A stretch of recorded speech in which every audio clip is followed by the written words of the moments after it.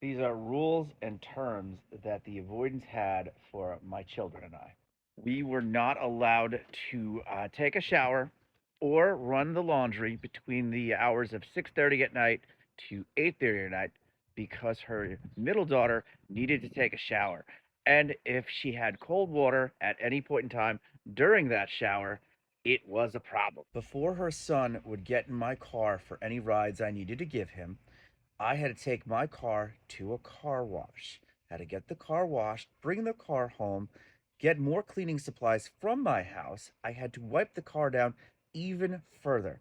Before he would give the okay to get in my car, he had to go in my car and inspect my car and deem what was the cleanest spot in my car.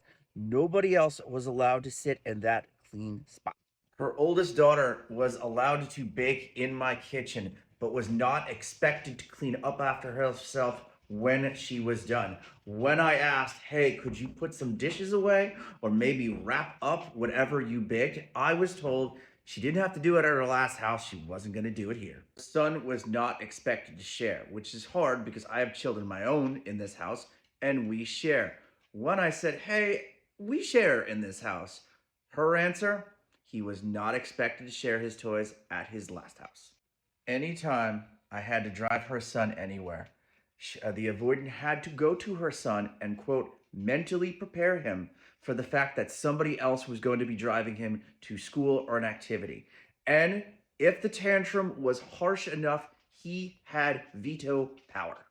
If I bought anything for my children or took them out anywhere, I was expected to also buy or take her kids out as well. Didn't have a problem with this, but it was a one sided rule. If she did anything nice for her kids, or if the ex husband did anything nice for those kids, that was one sided.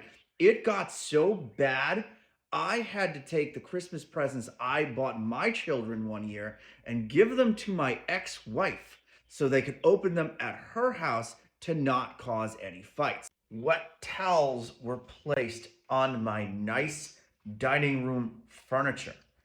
Just over the chairs were wet towels. And when I said, "Hey, like those are like my nice things, like don't do that. It's going to ruin them." I was told since they did it at their last house, they were going to do it here.